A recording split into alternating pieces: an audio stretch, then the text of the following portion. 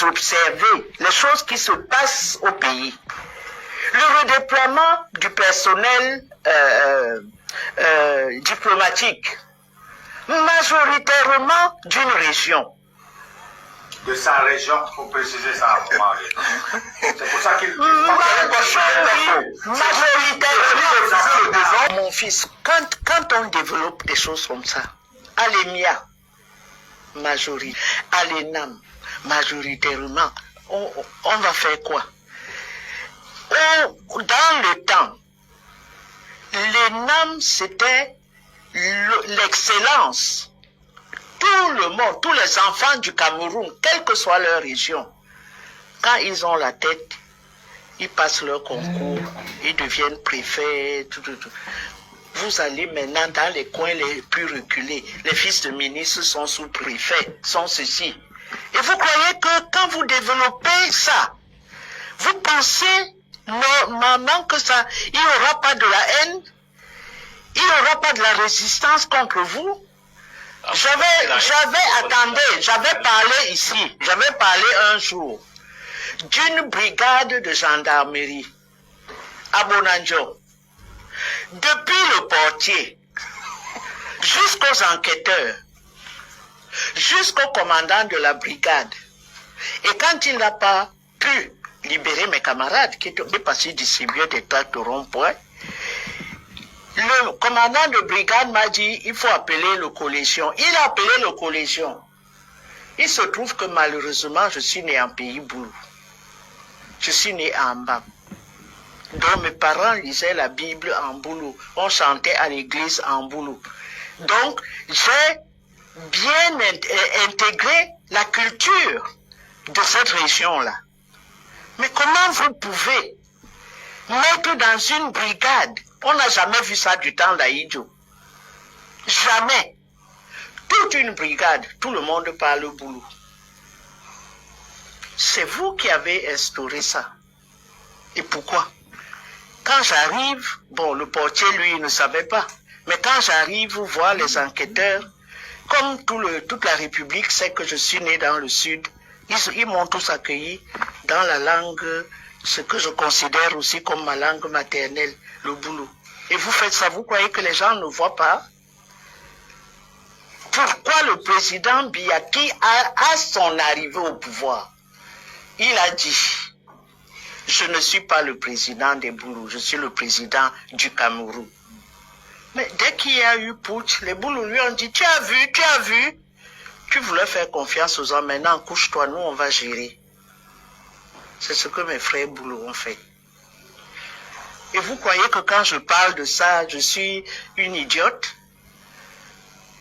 Quand vous faites tous les diplomates, toutes les grandes ambassades, ce sont des Boulous et des Zéwundo. Les autres sont quoi?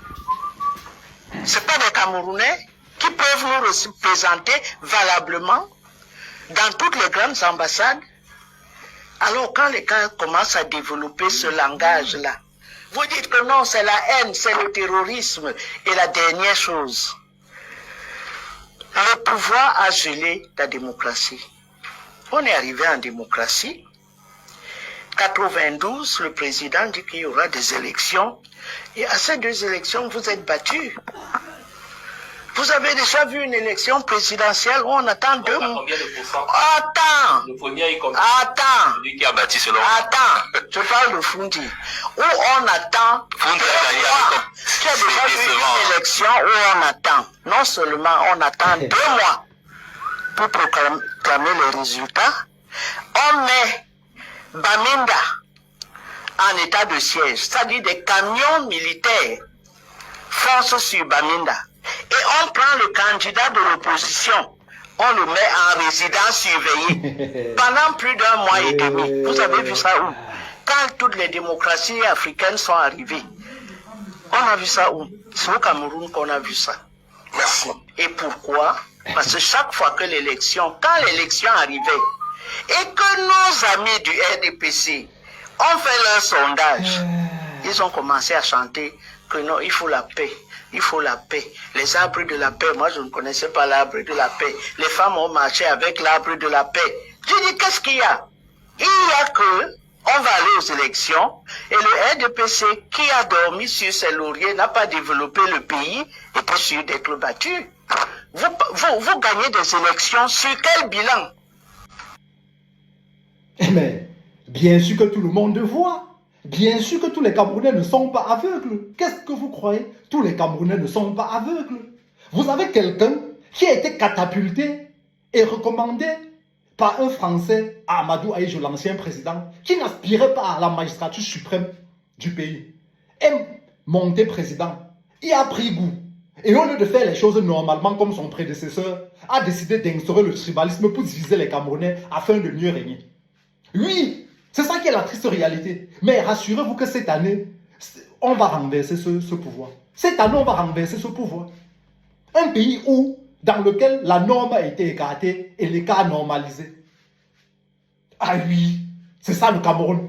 Un pays où un lundi, tout un tas de ministres, le président de la FECAFOOT, le directeur de la CIAT, la chaîne de télévision nationale, sont à Ngwaikele, à l'université, en train d'assister à une soutenance de merde. C'est le moins qu'on puisse dire, une soutenance de merde qui est retransmise à la télévision.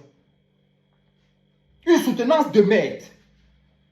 Pourquoi on n'a pas décrété ce jour férié afin que tous les Camerounais puissent se rendre à cette soutenance d'État? Pourquoi? J'espère que désormais elle va être affectée au NOSO pour soigner nos soldats, nos valeureux soldats qui tombent là-bas tous les jours ou bien qui sont blessés. Ah oui, désormais elle est docteur d'État. Ça veut dire que c'est elle qui va soigner désormais tous ces gens qui font l'évacuation sanitaire pour venir se soigner ici là. Désormais elle a la lourde charge de les soigner. Ah oui. Et en commençant par son père, Oswald Baboke, qui a pris tous les comptes du président de la République pour faire ses comptes personnels. Il fait la publicité de sa fille qui fait semblant de chanter. Il fait sa propre publicité. Ce sont ses comptes. Et n'hésite pas de dissocier Indira Baboke, quoi, la vieille que j'ai là. Elle a 3 permis d'exploitation minier au sud. Elle bousille l'argent du peuple camerounais. Attention. Elle bousille l'argent une soutenance qui ne va apporter aucune plus-value à la nation. Écoutez son sujet de thèse. Devenir et qualité de vie des patients opérés pour malformation vasculaire intracrânienne à l'hôpital général de Yaoundé. Ah ben, on connaît tout ce qu'ils vont devenir, ma pauvre. Vu que cet hôpital, c'est un hôpital de merde, puisque ton père vient se soigner ici. Espèce de grosse merde. On sait comment ils vont devenir, non? C'est ça un sujet de thèse? J'appelle ça un sujet de sondage. J'appelle ça un sujet de sondage et non un sujet digne d'une thèse. Pour avoir une mention où c'est spécial, on n'a jamais vu. Un sujet de thèse pour devenir docteur. Ça ouvre un débat à la fin. Ça veut dire que les élèves qui vont te remplacer, qui vont venir suivre les études là-bas à la faculté de médecine, doivent se baser sur les recherches d'Indira Baboke. Et si quand elle a fait les recherches, elle s'est arrêtée ici et continuer. C'est ça un sujet de thèse. Ton sujet, c'est un sujet de sondage. On a dit ton père l'argent, on ne va pas casser la tête de cette fille. Pendant que ses camarades de classe sont en train de souffrir, de faire ce sondage qu'elle fait, c'est-à-dire avec le dictaphone, aller dans la rue, aller rechercher les familles qui ont été opérées par quoi? Par malformation vasculaire. Là. Et ensuite entrer au laboratoire pour faire des recherches. Toi, tu dors. Elle va entrer au laboratoire faire quoi? Quel est ce sujet? Elle va entrer au laboratoire faire quoi? Ça, c'est un sujet d'infirmier. Et on ne respire pas au Cameroun. Tous les Camerounais doivent être au courant. Pour un sujet de merde comme ça. Oswald Baboke, tu es sur la ligne rouge. À Tanganji, Ferdinand Ngongo, vous êtes sur la liste rouge. Et toi, tu es jeune. Tu es encore jeune, Oswald Baboke. Nous allons jouer le ballon à terre. Toi et nous. Je dis Oswald Baboke, nous allons jouer le ballon à terre. Ce gouvernement, j'appelle le peuple camerounais, si on déclare que Paul Biya est candidat, descendez dans la rue. Oui, je l'ai dit. Sortez pour réclamer votre dignité. Si Paul Biya est candidat, sortez dans la rue. C'est à moins, on va tout détruire. Et les suivants vont construire le pays. C'est ça qui est ça.